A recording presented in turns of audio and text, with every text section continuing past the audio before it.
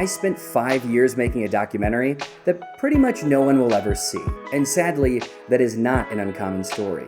I want you to learn from my mistakes, so when you make your next documentary, you can make something enjoyable, viewable, and, could you imagine, profitable.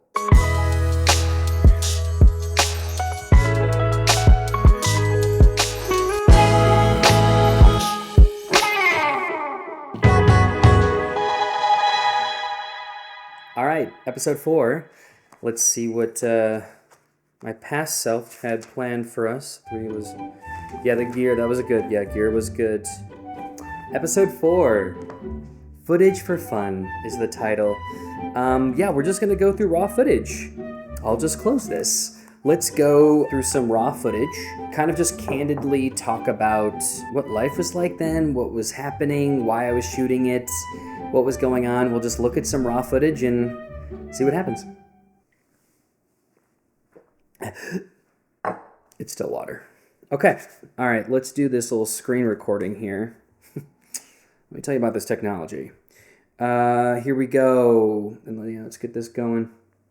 While I'm doing this, it's actually quite interesting to point out this drive was the first drive I ever bought. And these are the shuttle drives that I was using to edit over the past few years. I would just dump a bunch of stuff on these 1 terabyte. These are NVMe drives. It's like, this is just like the generic, you can see it. This is what you're supposed to do, right?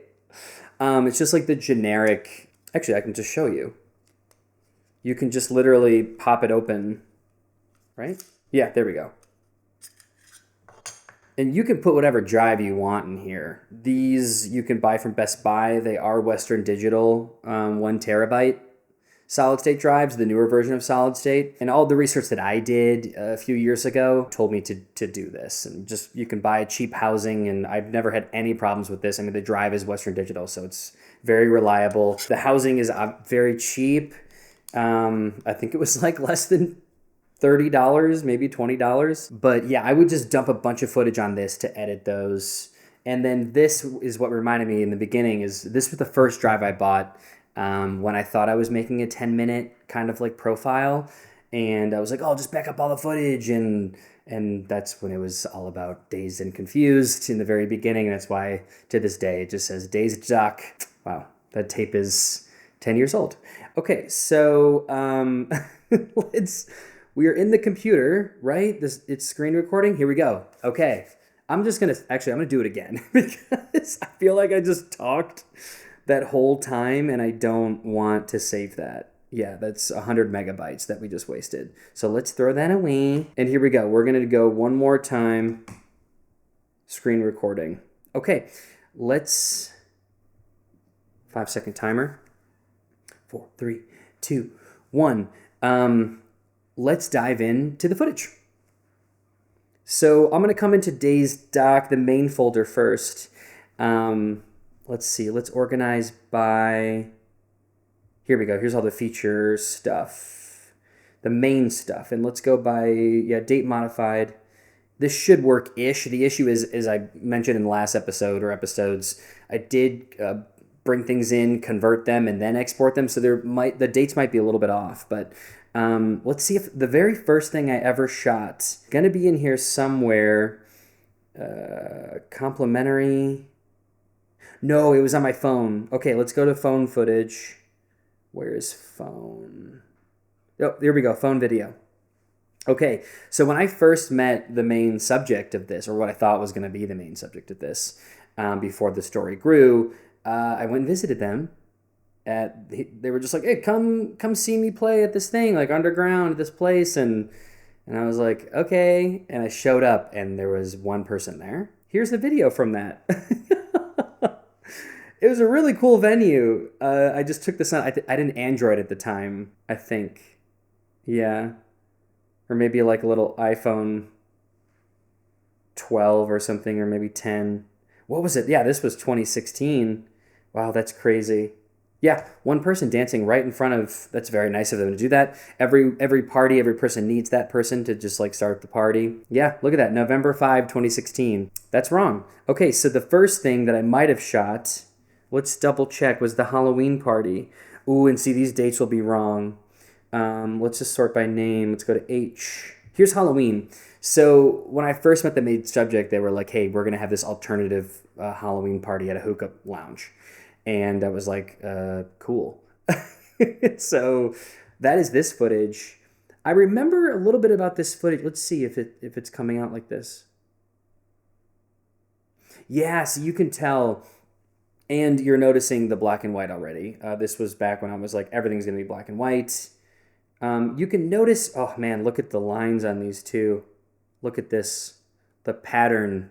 That is your Blackmagic Pocket cinema camera low light, and it is not good. Man, look at them bringing in sound to this old hookah lounge. I don't know if that lounge is still there, but I think, yep, there we go. You're starting to see this now. This is not the drive doing this. I didn't end up using this footage in any of the final cuts, but you can tell the issue with the Blackmagic Pocket was, you can see with the motion here, it's kind of like chugging, like lagging. And that was a DaVinci thing that I hadn't figured out. This was raw DNG footage, and so it's very heavy. It's very, data driven. And for some reason, something with the frame rate went wrong in DaVinci, and it's missing. You can tell it's missing frames. Oh, this is crazy. That's Romy, and that's Elio. Kimber, wow, look at this.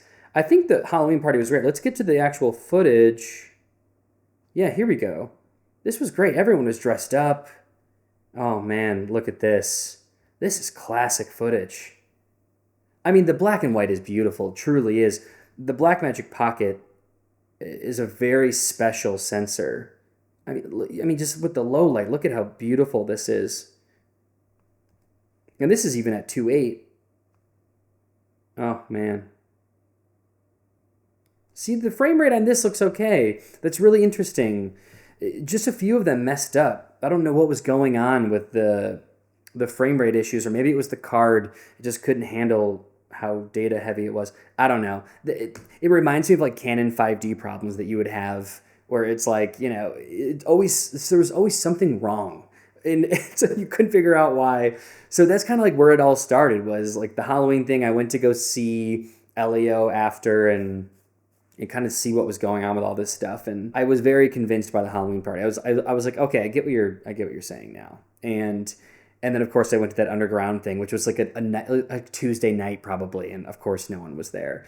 So here we go. I have all of these marked for us to look at. Episode 1, we got January 2017. Okay, yeah. So the beginning of 2017. At this point, I'm like really into it, and as you can tell, again, it is black and white footage. This was a good example.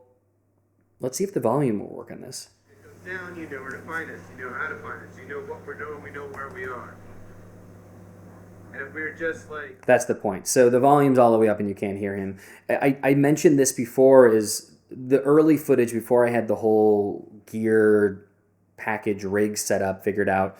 I thought, like, as I mentioned, I could run the H6N into the camera, and I thought the H6N would have enough of a preamp, which it does. But then the issue that I had was the Blackmagic Pocket cinema camera was ruining the audio with its terrible preamp, which is, I think, non-existent. And so it was taking very good audio and then destroying it on the back end. And so there are a couple interviews like this, the security guy who's known as the back cracker. He would always lift everyone up and crack their backs.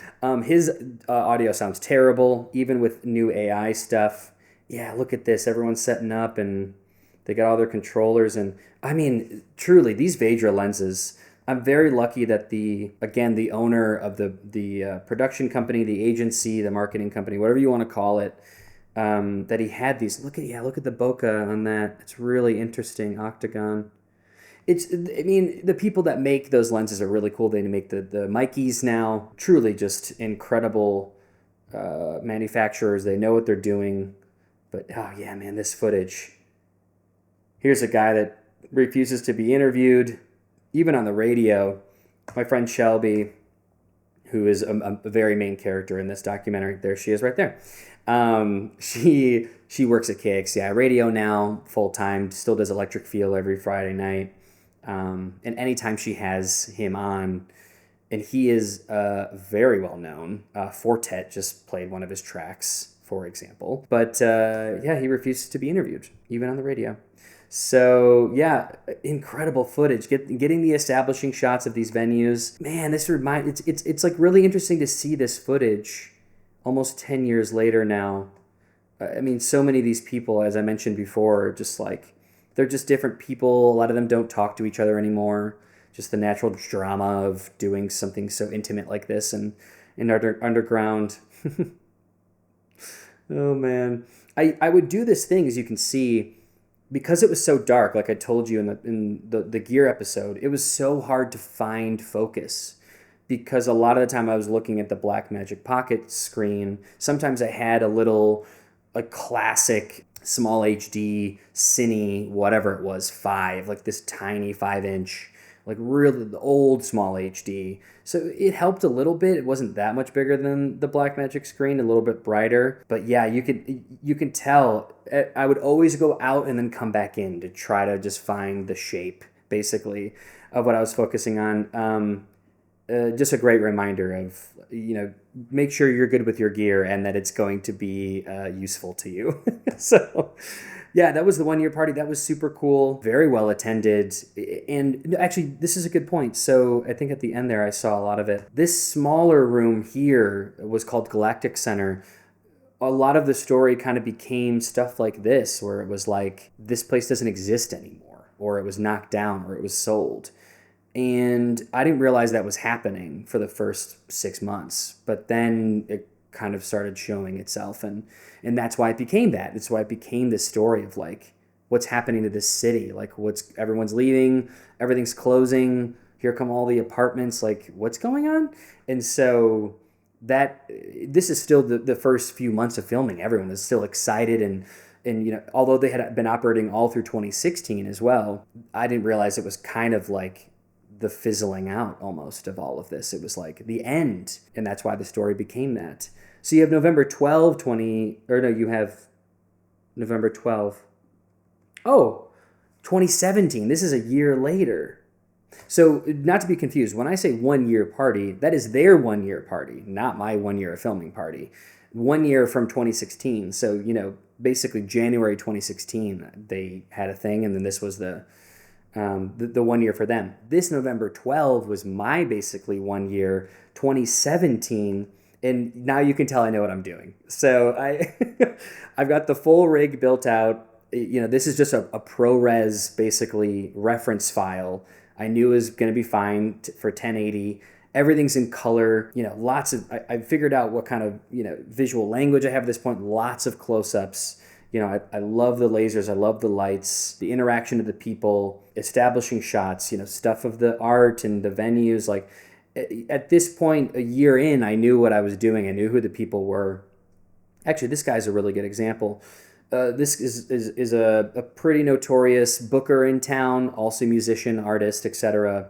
He refused to be interviewed as well, like that other guy, but simply because he didn't like the Dazed and Confused, some of the crew. There was a lot of drama involved with these people.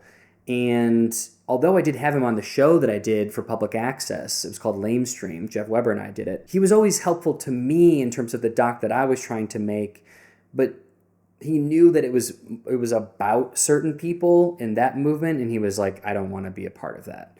And I was like, okay, I get that. That was a great lesson to learn, as well as like a lot of documentarians, they have to map everything up. They have to play the game of chess where it's like, who do we talk to first? Who do we go back to later, and why?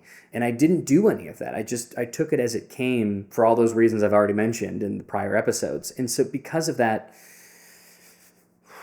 things just happened. And for example, couldn't interview a very important part of the community and others because they just weren't interested in other people that were involved. Here's another one. Yeah, I marked this because this is a good example. Here's the interview. Extracted audio. Oh, it's loading again. Look at first. Okay, all right. Day and Thursday. And then you don't know. Yeah. But like Wednesday. Man, you hear that hissing? That's terrible. Oh, here we go. Let's mute it. So I interviewed Elio. This right here, Playground, was before they rebuilt it. You can see right here they're building a hotel It was one of the many hotels they built downtown in the years following this. And his interview sounds terrible because, like the security guy, I didn't realize like how bad it was. I hadn't checked. This might have been, so this is May 16. That security, yeah, months later. I just wasn't prepared enough. And I love that you can see, I had to crop in on this, you can see that monitor there on the bottom left. But that's the point, is like there's so much happening that I just, because working 2 jobs and just like truly doing this at any moment that I could on my free time, it's things happen, and I'm very happy with everything that I got. The one compliment that I get consistently from people that watch the 2 versions of my documentary is, you really got the story from everyone. Like you got the story. And I'm glad that is true. I interviewed anyone that I could, as many times as I could, and I did build the story in my head. And I am, experienced with interviewing. So there's definitely a story. There's definitely like in-depth storytelling being told. Just, doesn't look like it should be on Netflix. Let's go back to some of that phone video. I remember years later, I just, after shooting all of the 6 to 8 months of just the stuff, and then the story had changed, I was like, okay, this is no longer about just this one guy and this one group. Like, it started growing. This is from the Halloween party. This is them setting up. That's so funny. I knew to keep the phone video. I'm very good at archiving. This is Shelby and Romy, now in LA. They had left Tucson and lived together in LA, and I visited them. We went to this party. Oh, that's her DJing at a workout center just to make money. Oh, that's so funny. Yeah, I mean, what's really interesting is, and this is that party when they were known as Panther together. Underground LA party. Let's see if we got some broader. Here we go. It's really interesting. I just got as much as I could, because even then I was like, I don't know what this is. I'm just going to get as much as I possibly can. This is really interesting. So yeah, February 2017. I don't know if that date is right. That might be right. So maybe they did move to LA shortly into his. The timelines are rough. And this is the first time in a while that I've looked at all this old footage that I didn't even use. Oh, speaking of, okay, I marked this for a reason. There's this guy named Ruben Diamond. He's cool. I guess he's in Barcelona now. He's, from the East Coast. He'd been in Tucson for many years. They had this place called Nowadays Art Gallery. This is like a store now. It was abandoned for many years, or just waiting to get leased. And him and his friend opened this thing in here, you can see, and it just, it wasn't busy when I was there trying to get the footage, but that's when I realized, I was like, I'm going to get footage of everything, of just everything and everyone. And just like whoever was doing something, I'm going to get footage of it to show that like these people, the Dazed crew, Ben and Elio and Shelby and like all these people that brought this Dazed crew up, inspired everyone to be like, oh, we can do parties again. Or like if they were doing it before, they came back, or they created new ones. It's like there was that energy that came back into the city that everyone was like, let's do it. And so once I realized that, I was like, okay, I'm just going to interview anyone that I can. So this was his little pop-up in a gallery. It's kind of cute. Only a few people there when I showed up, maybe more. But the reason I marked this was because of this shot here. And this reminds me of why I love being an archivist, especially with video, is this clip. I'm just getting a shot of this guy, whoever this DJ is. And I didn't realize this for years, this clip, because I never used it. It just sat on my hard drive. When I look and I see who is in the background there at the bottom right, there we go. I'll stop it there because you can kind of see the faces illuminated. This gal here, I ended up dating many months later. I didn't meet her that night. You can tell she feels a bit awkward because I'm filming her. She's got that look on her face like, who's this guy? Like, why is he filming me? And of course it happens at parties a lot, but yeah, it makes me sad looking at this. This is what a documentary filmmaker is. I apologize for getting like this. We hold on to the footage. Like, we hold on to these moments. And we sit with it. For me, it was a long time. It was more than 5 years. I was constantly looking at this footage, trying to find a way to make something out of it. And that's when I discover stuff like this, where it's like, oh, we hadn't met yet, but we will. Yeah.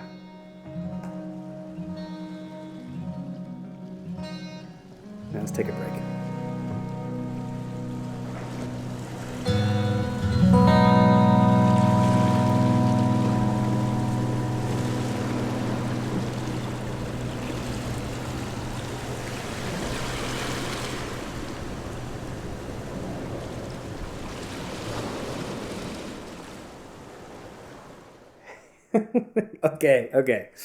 Okay.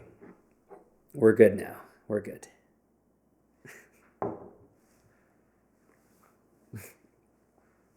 I'm not going to pretend this time.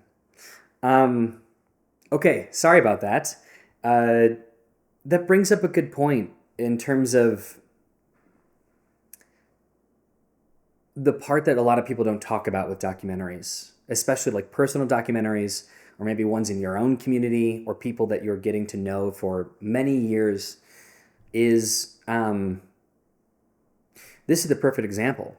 Is for years I was just like, this was on the side. I was working, I was traveling, I was finding a way to make something out of this, but there's no money attached to it. And that goes all the way back to the first episode. If you aren't doing it right, then you're going to get yourself into this situation where you're just like doing it on your spare time, just figuring it out. There's no plan, there's no infrastructure, there's no resources. And so that's what I was doing. And I remember, God, I edited some of this on the train in Europe in 2017. And then I edited a bunch of it in Asia after I worked on Top Chef. I was in Asia for 7 months. And I looked at a lot of this and kind of started making something out of it then. That was 2019 into 2020. And then obviously the pandemic, I was able to have some time with this. But this is the point. I shot this 2016, 17. But I'm editing it still in 2019, 2020. Like, I am looking at this footage. I am feeling all of these things from back then. And these people have moved on. They are in different places of the world, different parts of their lives. They're with different people. They, like I said before, they don't talk to a lot of these people anymore. They don't want to talk to. A lot of these people don't want to remember this time because it was so like saturated. It was so intense. That's the beauty of this documentary, is even though I totally fucked up, I didn't do everything that I told you, episode 1, episode 2, episode 3. It didn't matter because, fuck, I'm going to cry again.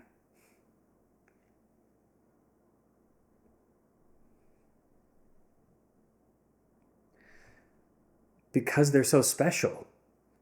And the story was special, and the time was special. And as someone who has been in Tucson since, been back many times, no, this has never happened again, and it probably never will. Not like this. And so it's people like us. We have to do the preserving. We have to do the archiving. Whether you make something out of it or not, it doesn't matter. Because even just this footage alone is so important. It is so important for 20, 30 years from now, when Tucson is going to be a totally different city with totally different people. But if, God forbid, this is still somewhere archived and accessible, it could change the course of someone's life. It could inspire someone to do something. It could remind people of a time that they had no idea about or that they had forgotten. It's so important.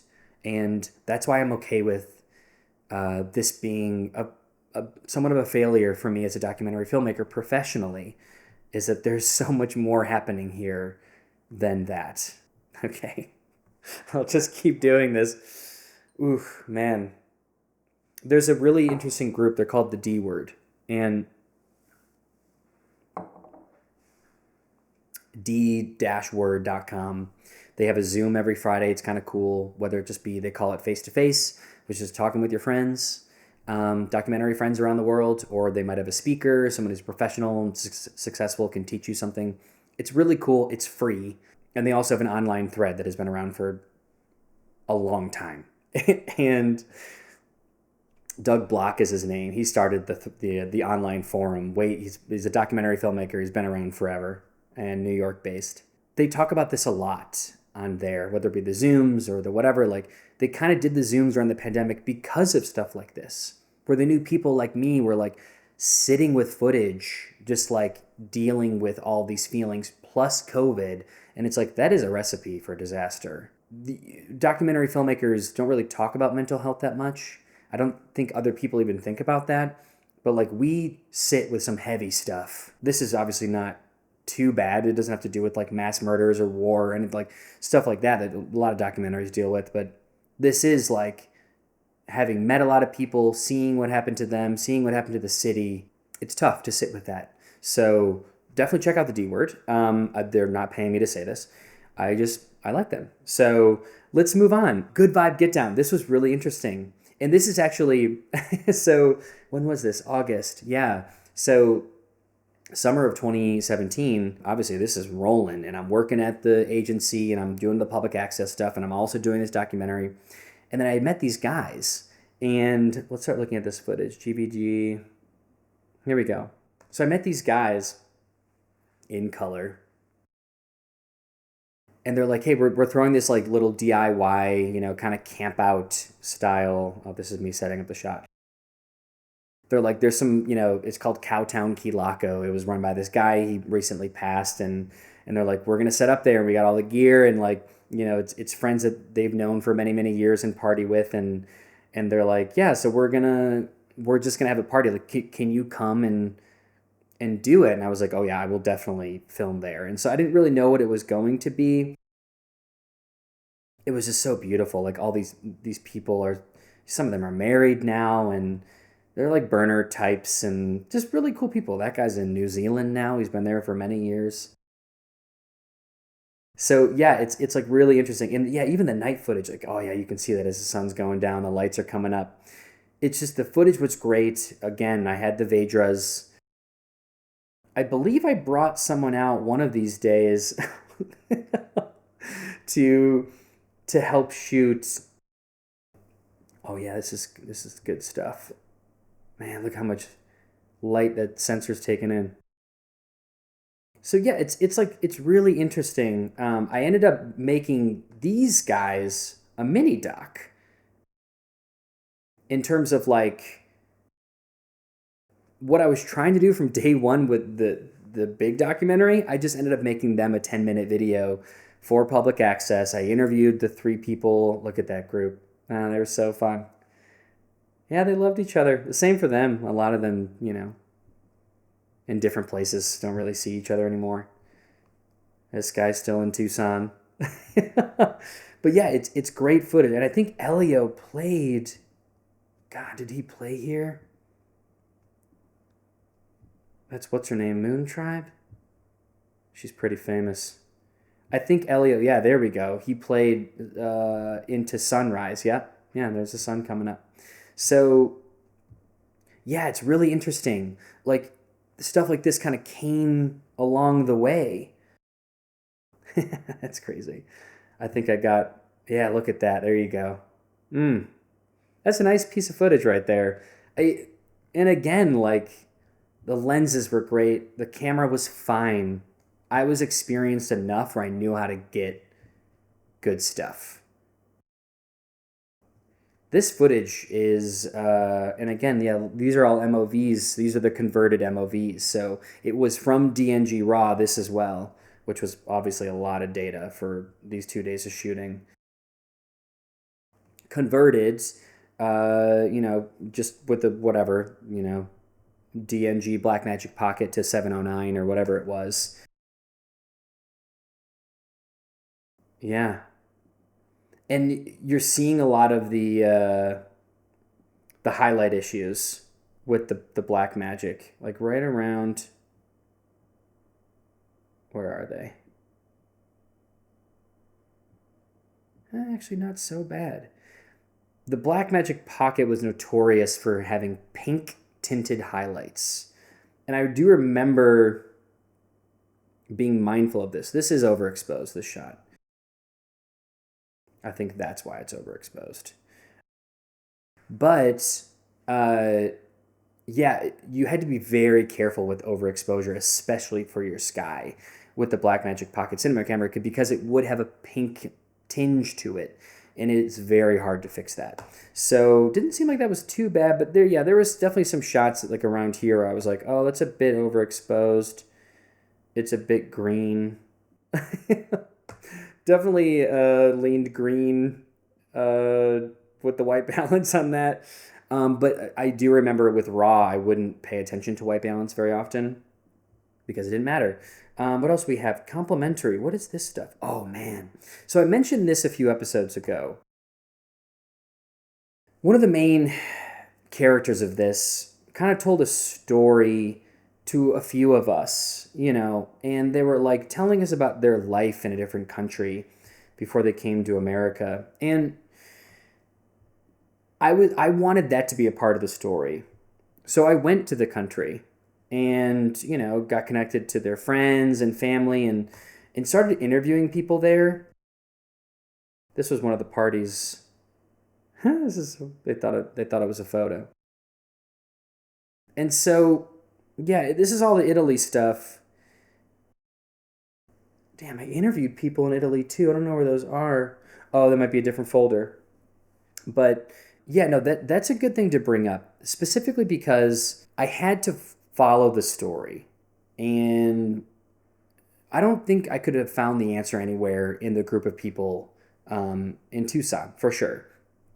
And so it felt right. It felt like that could be, because like I said, there were things that I couldn't tell in this story from certain people, like especially with the NDA person. And there was this stuff that I was avoiding that could have made it so, oh man, I think about this all the time where I'm like, if I could have told it this way, my life would look different right now for sure. There's no doubt about that. But I did the right thing, and I'm glad I did. And so with this as well is a different thing. This kind of following this other storyline to a different country, and it's like, oh, this could be its own little narrative, and it could tie together in a different way. And I was figuring it out, and I was like, it's not, it's a couple grand to go, and flights and blah blah blah. And I'd been to Europe, before extensively, I'd very comfortable going, and so I did it. And then that's when I found out that it was like wrong. It was like basically just a bunch of lies. And that hurt for sure. I remember texting one of them from Italy and I was like, what the fuck is going on? Like, the whole thing is a lie. And they were like, yeah, sorry, like, that makes sense. And I was like, fuck. That definitely changed the course of like the trust that I had in some of the main characters and all this kind of stuff. And so this is kind of the point. Like I talked a lot about like how these people changed and their relationship with each other changed, and now they're in different places in their life. The same happened to me though during the documentary and definitely after the documentary, where it's like, okay, I definitely went through some shit with some people in the doc. And then after, especially since people started seeing like what I was putting out, there's this one guy in the doc, like he just almost kind of freaked out on me, and he's like, oh, like, you I didn't think it was going to be like this. Like, what's going on? Like, you told me it was going to be this way. Like, I could have helped you and like all this stuff. And I was like, dude, there's no money attached to this. Like, what do you? So it was really, and this is the point I think of all this is like, if you aren't prepared, if you aren't doing what I was talking about in the first few episodes, you're going to put yourself in a lot of scenarios that are not good. And it's going to cause you a lot of problems with people and with the story and with everything, distribution, et cetera, et cetera, et cetera. And it's just all this is such a great example of you need to have things figured out. You got to do better, or just do it for fun and do it on your phone. Like, you know what I'm saying? Like, it's like, don't do what I did and put all this time and resources of your own into this just for it to kind of like fizzle out. The last thing I wanted to show was this was the More Alien. I think she's based out of Berlin, but she's from like, I don't want to make it up, but she's from like Egypt or something, or like Syria.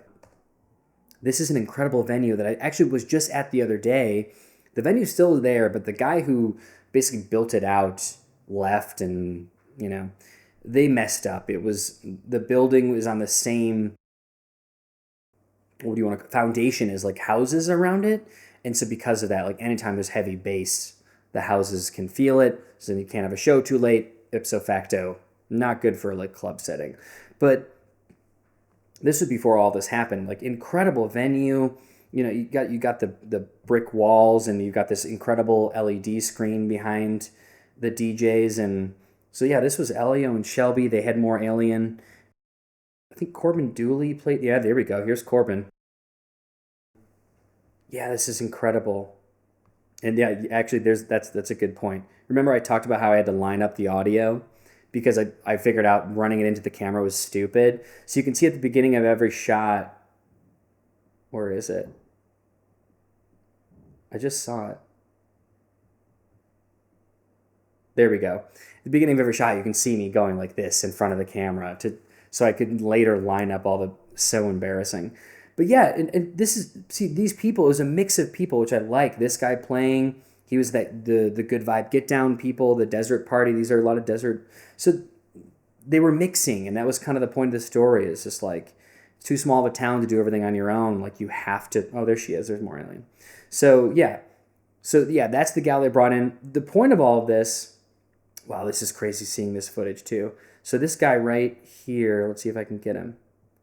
This guy at the left, right here. Oh man, Chris Miranda. He is now like a very good DJ. Is learning more and more every year, is playing in LA over the place, is on the radio, has a residency in Tucson, but remotely.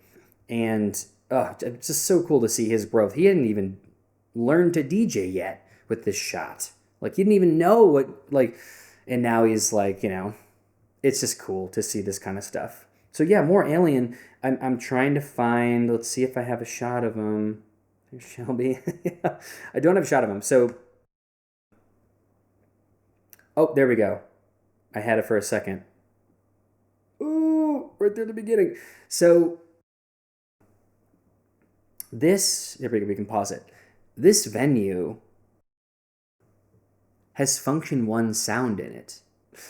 It is one of 2 places in all of Arizona that has Function 1 sound. A very nice sound system, very expensive and hard to maintain. You have to dial it in all the time. And we had it for like a year or less. Very few shows happened here because of those problems with the neighbors and just the location in general. And now it's like I see very few things happening with the people that have kind of taken it over. Obviously, every show ends before 10. All this kind of stuff during the day and the weekends more so, but it doesn't seem like it's dialed in as much. I don't think they've paid someone professionally to come recently and balance it. But it's so crazy that stuff like this exists in Tucson, and I have proof of it. Where it's like Function 1 sound is in a venue in Tucson that rarely ever has shows. Like just thinking about that is crazy, and so it's stuff like that that's made this story so interesting and so fun. It was cool to look through this footage. I'm sorry that it kind of broke down a few times, but that's the point, is really close to the chest, all this stuff. It reminds me of that interview I did with Jeff Weber. I referenced it before. Here's the link to that if you want to watch the full thing. I kind of talk about the full process, and that was right after I was releasing the first version of it, 2021.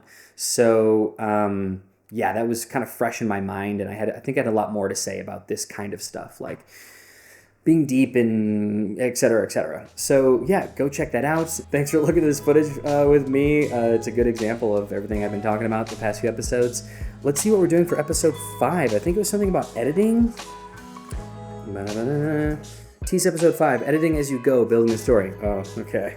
We talked a little bit about this, obviously more so with like the footage. But now for story, we're going to talk about how I was editing and what I would do differently for that. So I'll see you then.